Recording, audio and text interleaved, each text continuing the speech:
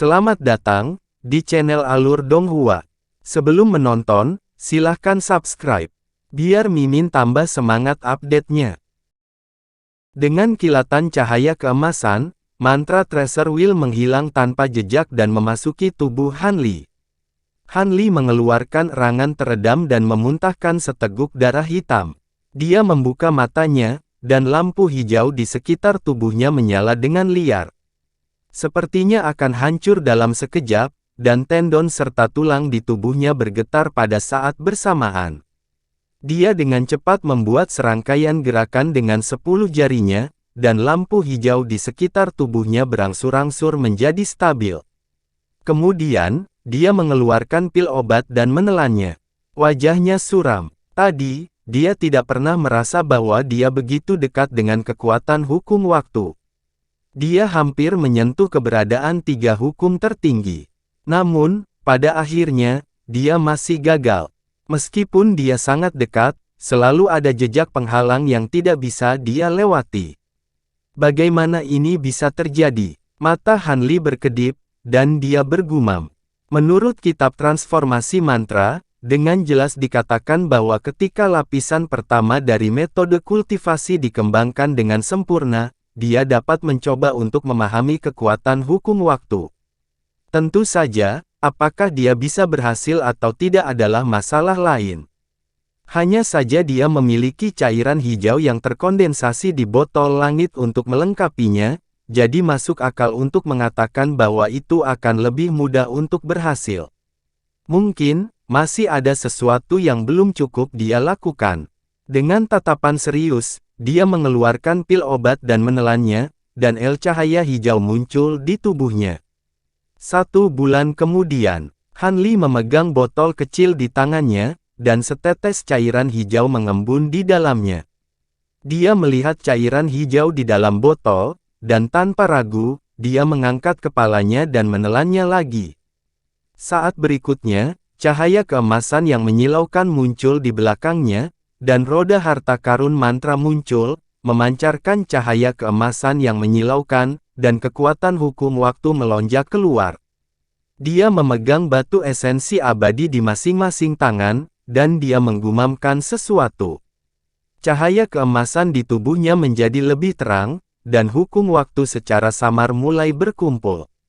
Pada saat ini, cahaya keemasan pada mantra Treasure Wheel tiba-tiba berkedip, dan sebuah retakan muncul di permukaannya.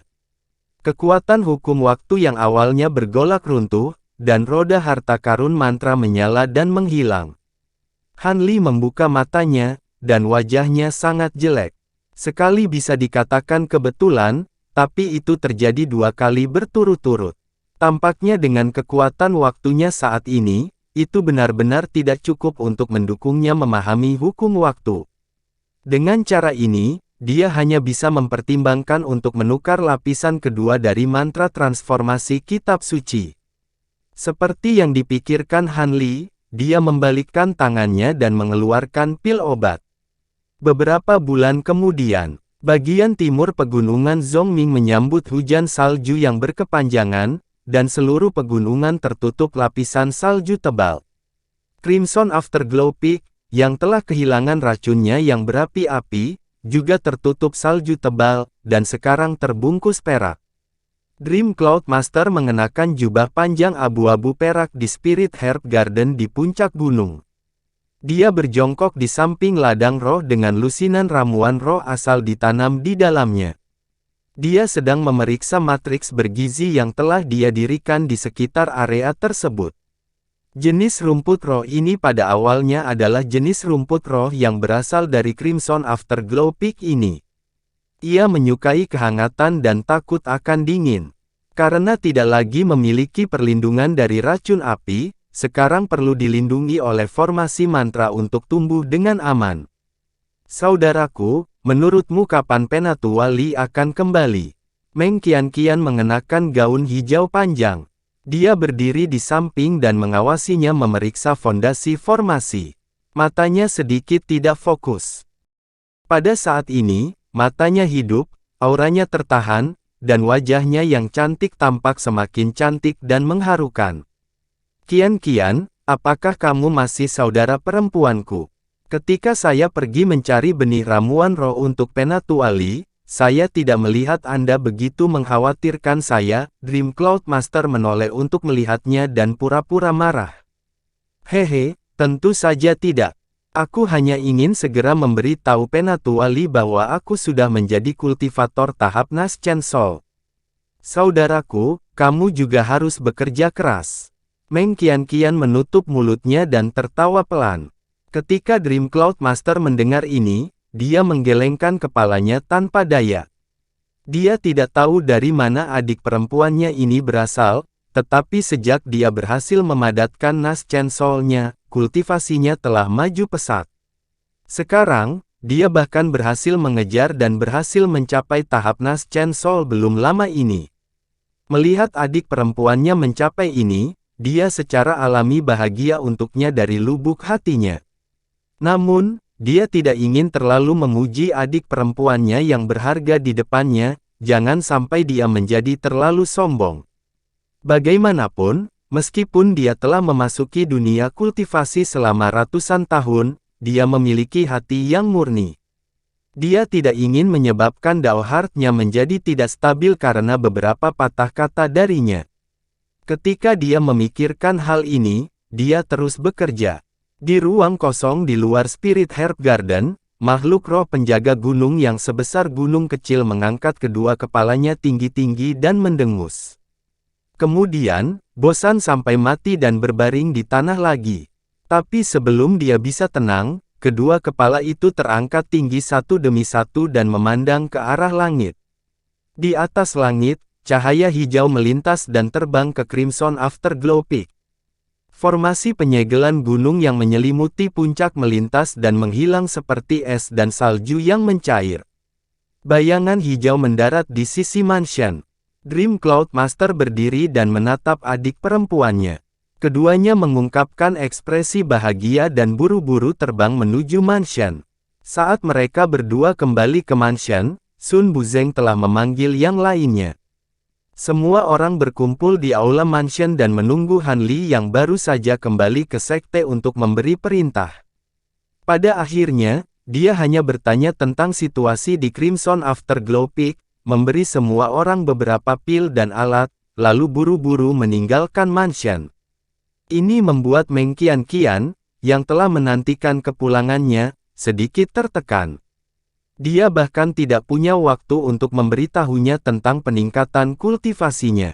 Setelah Han Li meninggalkan Crimson Afterglow Peak, dia terbang ke Hall of Revel terdekat dan segera beralih ke Shocking Cloud Peak.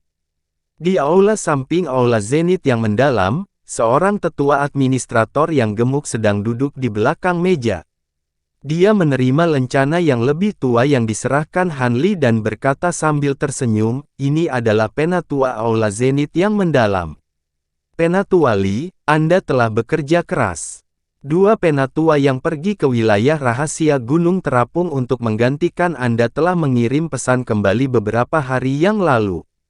Kesimpulan penyelidikan pada dasarnya sama dengan apa yang Anda laporkan sebelumnya. Sekte percaya bahwa Anda telah melindungi produksi ramuan roh dalam insiden ini dan telah memberikan kontribusi yang besar. Oleh karena itu, mereka telah memutuskan untuk menghadiahi Anda dengan 500 poin prestasi sebagai tambahan dari tugas Anda." "Terima kasih." Han Li menangkupkan tinjunya dan berkata sambil tersenyum. Setelah bertukar beberapa kata salam dengan sesepuh administrator, Han Li mengambil kembali medali perintah tetua dan meninggalkan aula. Pintu di belakangnya perlahan tertutup. Han Li menghitung dalam hatinya. Dalam rangkaian tugas sebelumnya, dia telah menyimpan banyak poin prestasi. Menambahkan poin prestasi dari tugas dan hadiah, dia telah mengumpulkan hampir 4.000 poin prestasi. Tampaknya angka ini sudah sangat mengesankan, tetapi masih jauh dari 9.000 poin jasa yang diperlukan untuk ditukarkan dengan tahap kedua kitab suci roda berharga mantra. Han Li perlahan berjalan menuju depan aula sambil memikirkan metode untuk menebus 5.000 poin kontribusi yang telah hilang. Tiba-tiba, sebuah pikiran melintas di benaknya, dan dia teringat sesuatu. Di dinding batu emas gelap aula misteri tertinggi, ada tugas yang ditulis dengan warna merah. Itu adalah untuk mengembangkan kitab suci roda berharga mantra ke tahap kedua, dan hadiah untuk tugas ini adalah 5.000 poin prestasi. Hati Han Li tiba-tiba dipenuhi dengan kegembiraan. Dia dengan cepat melewati pintu di depannya dan sampai di dinding batu emas gelap di aula. Aula masih semeriah biasanya. Bahkan di bawah dinding batu emas yang gelap, ada lebih dari selusin orang yang tampak seperti sesepuh batin berkumpul, semuanya melihat tugas di dinding batu. Han Li tidak melihat hal lain. Sebaliknya, dia mengangkat kepalanya dan melihat misi berhuruf merah. Segera, di antara dua misi yang rumit, dia melihat misi yang sangat sederhana. Itu biasa-biasa saja seperti biasa. Hanya ada beberapa kata, tapi Han Li melihatnya selama hampir setengah jam. Bukan karena dia tidak memiliki kualifikasi untuk menukarnya, tetapi karena dia khawatir jika dia bertukar di sini secara publik, kemajuannya dalam mengolah kitab suci roda berharga mantra juga akan terungkap. Lagi pula, meskipun banyak orang yang mengolah metode kultivasi ini, mungkin hanya sedikit yang berhasil. Selain itu, kemajuannya terlalu mengejutkan. Para kultivator alam dewa sejati biasa, bahkan jika mereka menghabiskan 100.000 atau bahkan ratusan ribu tahun, mungkin tidak dapat mencapai 1/10 dari hasilnya.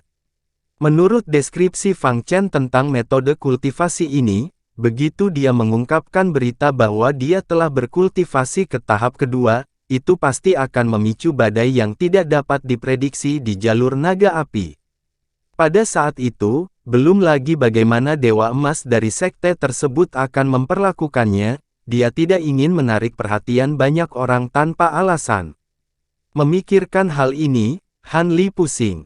Belum lagi dia tidak bisa menukar 5.000 poin merit sekarang, bahkan jika dia bekerja keras untuk menyimpan poin merit di masa depan, sepertinya dia tidak bisa pergi ke aula warisan untuk menukar metode kultivasi tahap kedua.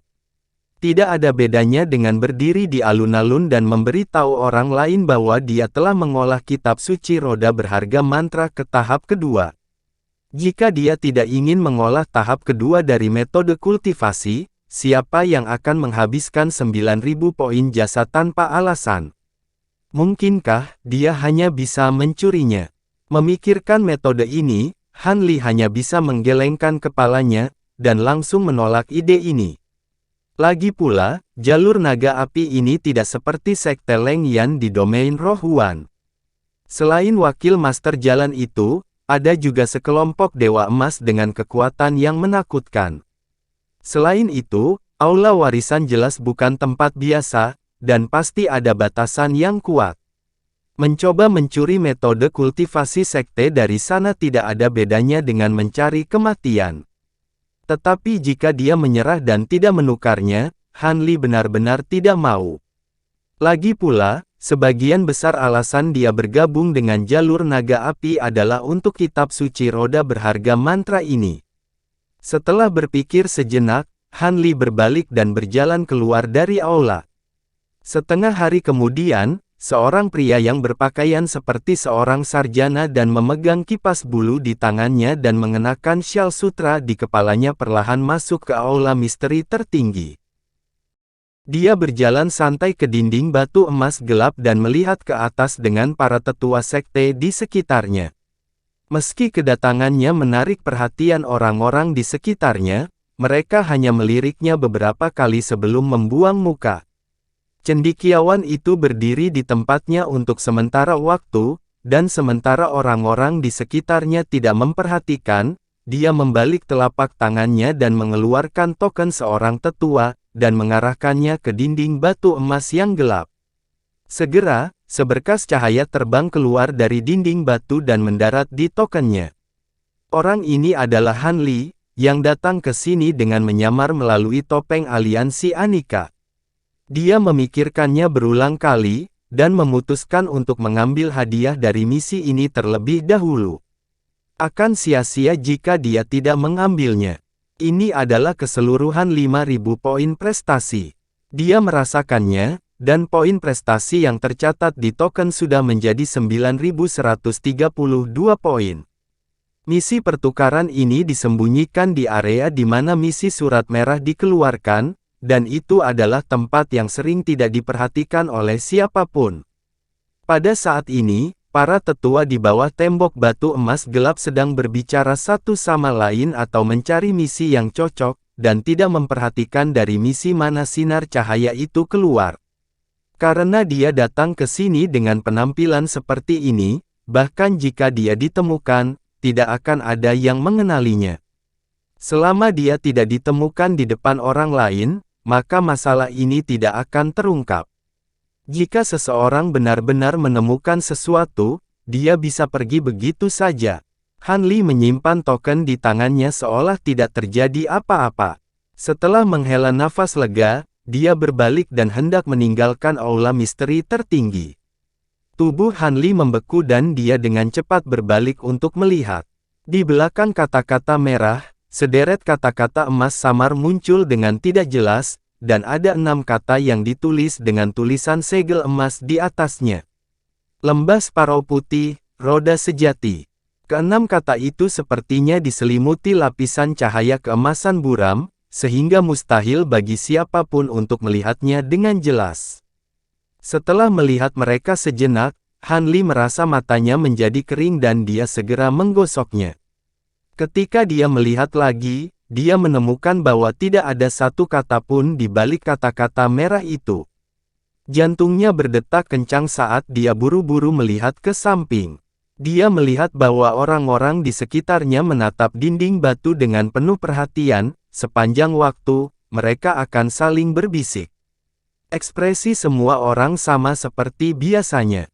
Jelas bahwa mereka tidak melihat pemandangan aneh sebelumnya. Lembah Sparrow Putih. Tempat macam apa itu? 3 kata ini bergema di benak Han Li, tetapi dia tidak dapat mengingat bahwa ada tempat seperti itu di Jalan Naga Obor. Pikiran Han Li berpacu ketika dia mencoba berbagai sudut dan metode dalam upaya menemukan beberapa petunjuk dari kata-kata merah besar di dinding batu. Namun, dia tidak menemukan sesuatu yang luar biasa. Seolah-olah keenam karakter emas samar itu imajiner dan tidak ada sama sekali.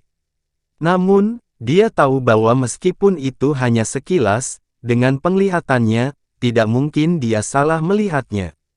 Karena itu, secercah harapan muncul di hatinya. Apapun yang terjadi, dia harus menjelajahi apa yang disebut lembah burung gereja putih ini. Kalau tidak, dia tidak akan puas. Tapi di mana tempat ini? Han Li dengan kosong berdiri lama di tempat sebelum berjalan ke sudut. Dia membalik tangannya dan mengeluarkan peta pegunungan Zhongming yang dia peroleh ketika dia memasuki sekte tersebut. Pada akhirnya, dia berdiri di sana selama lebih dari 2 jam.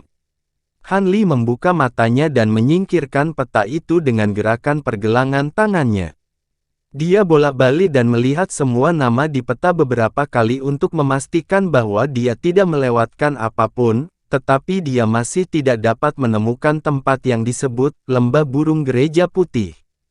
Mungkinkah itu ranah rahasia di sekte? Mata Han Li berkilat saat dia bergumam. Saat dia memikirkan hal ini, dia berjalan ke dinding batu. Setelah menatapnya sebentar, dia berbalik dan berjalan keluar dari Supreme Profound Hall. Sesaat kemudian, sosoknya melayang di luar kuil misteri tertinggi dengan tangan di belakang. Jubah birunya berkibar tertiup angin, dan ada sedikit ekspresi serius di wajahnya. Kemudian, dia terbang ke arah tertentu. Malam tiba. Di ruang rahasia gua tinggal di puncak Crimson Afterglow Peak. Sebuah lampu hijau kuno dinyalakan di atas meja persegi berwarna merah terang. Tidak diketahui jenis minyak apa yang terbakar di dalam lampu, tetapi tidak mengeluarkan asap. Sebaliknya, itu mengeluarkan aroma yang lembut. Nyala api di sumbu stabil secara tidak normal dan tidak goyah sedikit pun. Meski hanya seukuran ibu jari, itu menerangi seluruh ruangan seterang siang hari. Di atas meja persegi, beberapa buku hijau kuno yang tebal ditumpuk di satu sudut, dan 3 atau 4 slip batu giok diletakkan di samping. Ada juga gulungan kuning sepanjang 7 kaki yang tergantung di tepi meja, setengah digulung dan setengah diseret di tanah. Pada gulungan itu, ada puncak gunung hijau yang hidup. Ada beberapa karakter persegi kecil di atasnya, dan nama-nama puncak tertulis di atasnya. Itu adalah peta pegunungan dan sungai yang sangat indah. Saat ini, Han Li sedang duduk di belakang meja persegi, memegang buku kuno berwarna kuning yang agak rusak di tangannya. Ia asyik membacanya. Slip batu giok, buku, dan lukisan ini semuanya tentang pegunungan dan sungai di pegunungan Zhongming. Mereka semua dipinjam dari Paviliun Kitab Suci, dari Imperial Dragon Peak. Terlepas dari beberapa gulungan batu giok, buku dan lukisan ini semuanya adalah salinan unik. Awalnya, mereka dapat disalin dan dibeli, tetapi untuk mencari catatan peta paling asli, dia menghabiskan poin prestasi yang bahkan lebih mahal daripada harga pembelian untuk meminjam buku-buku kuno asli yang berusia jutaan tahun ini. Han Li tidak melewatkan satu detail pun. Dia dengan hati-hati memeriksa semua isi catatan dan lukisan tertulis, tetapi sampai sekarang, dia belum dapat menemukan lembah yang disebut Lembah Burung Gereja Putih. Meskipun ada beberapa tempat dengan nama yang mirip, kebanyakan adalah tempat yang tampaknya tidak penting bagi sebuah sekte. Fokus pencariannya masih terkonsentrasi pada area hitam yang dia lihat di peta Sungai Gunung Moling. Tempat-tempat ini sebagian besar merupakan area terlarang dari sekte tersebut. Sebagian besar tidak ditandai di peta, tetapi banyak yang menyebutkannya dalam beberapa catatan tertulis.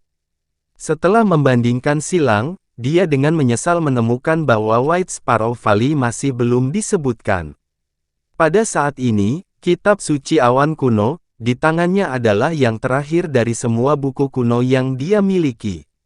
Nyatanya, buku ini sama sekali tidak bisa dihitung sebagai catatan geografis, melainkan buku perjalanan yang merekam pemandangan benua awan kuno. Orang yang menulisnya tampaknya adalah seorang kultivator yang frustrasi yang tidak dapat berkultivasi dengan lancar. Namun, buku ini sepertinya ditulis sangat awal, bahkan sebanding dengan keberadaan sekte Tao Naga Obor. Oleh karena itu, buku itu dilampirkan dengan lapisan susunan yang membatasi. Setelah arai dihapus, halaman-halaman itu akan segera membusuk menjadi asap. Han Li dengan lembut mengambil satu halaman dan membalik ke belakang. Matanya mengikuti kata-kata yang terekam di sana, menyapu ke atas dan ke bawah. Tiba-tiba, dia mengerutkan kening dan menarik buku kuno itu lebih dekat. Dia menatap salah satu kata dan membacanya dengan hati-hati. Ada sebuah lembah di Gunung Barat, tempat tinggal kawanan burung pipit putih. Ada seorang anak gembala yang mengejar burung pipit, tetapi ketika dia memasuki lembah, dia tidak bisa melihat lembah. Dia hanya bisa melihat istana dan batu giok paviliun dikelilingi oleh kabut tebal. Platform tinggi tersembunyi, ngengat menari, makhluk abadi minum satu sama lain, panik dan tidak tahu kemana harus pergi. Han Li melihat buku perjalanan yang sangat singkat ini dan tidak mengucapkan sepatah kata pun. Di paruh kedua cerita, bocah gembala itu dipukul oleh dewa lapis baja emas dengan cambuk. Ketika dia tiba-tiba terbangun, dia menemukan bahwa dia masih berdiri di lembah, seolah sedang berjalan dalam tidur. Adegan yang dijelaskan dalam buku perjalanan ini cukup umum dalam novel supernatural dunia sekuler. Itu sering disebut Fata Morgana, dan tidak bisa dianggap sebagai hal yang aneh. Hanya kawanan burung pipit putih di buku ini yang menarik perhatiannya.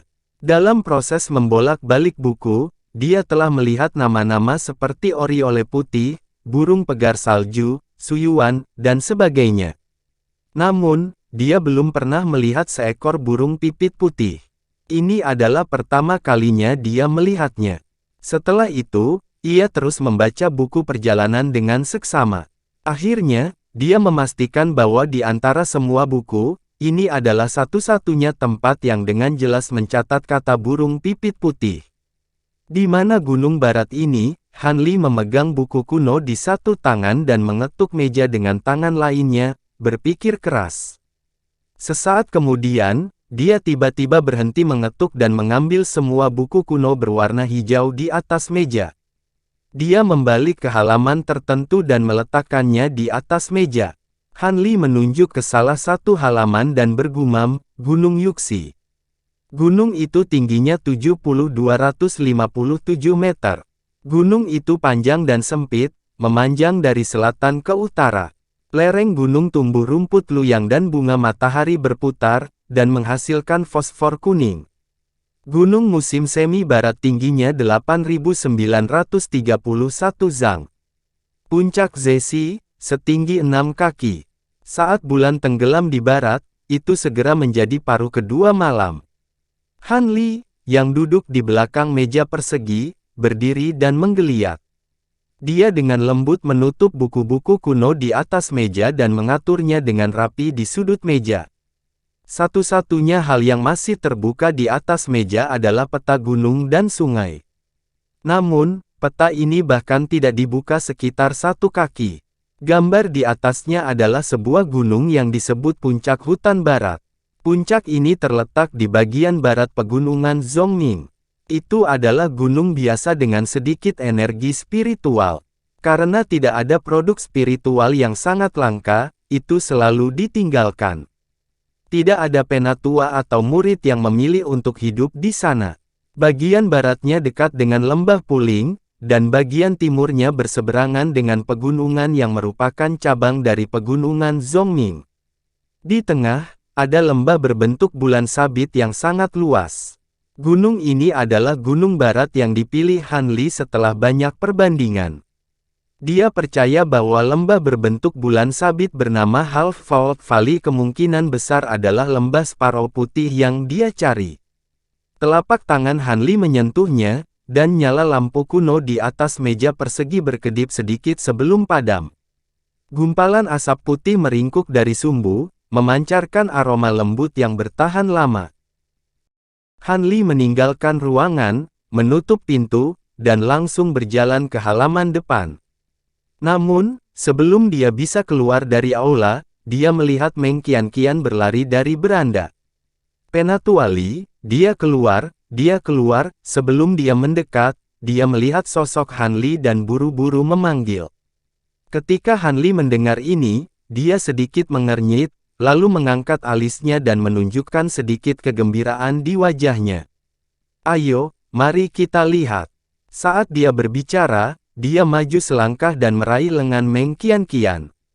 Keduanya berubah menjadi sinar cahaya hijau dan menghilang dalam sekejap mata. Sesaat kemudian, kedua sosok itu muncul di sebuah ruangan batu di kediaman gua. Di ruang batu, formasi mantra pengumpulan roh kecil masih beroperasi, dan terus-menerus menyala dengan cahaya hijau. Sebuah telur putih raksasa berdiri di tengah formasi mantra, terus-menerus menyerap ki roh langit dan bumi yang dikumpulkan oleh formasi mantra. Pada akhirnya, Han Li dan Meng Qianqian menatap telur raksasa itu selama 1/4 jam penuh, tetapi mereka tidak melihat tanda-tanda menetas. Itu bergetar sangat keras barusan, dan ada suara ketukan yang datang dari dalam telur. Saya pikir itu akan menetas, jadi saya buru-buru berlari untuk memberi tahu senior, Meng Qianqian berkata dengan sedikit malu saat dia melihat ke depannya. Han Li menatap telur raksasa itu, dan setelah diperiksa lebih dekat, dia menemukan ada retakan yang sangat kecil di bagian bawah kulit telur.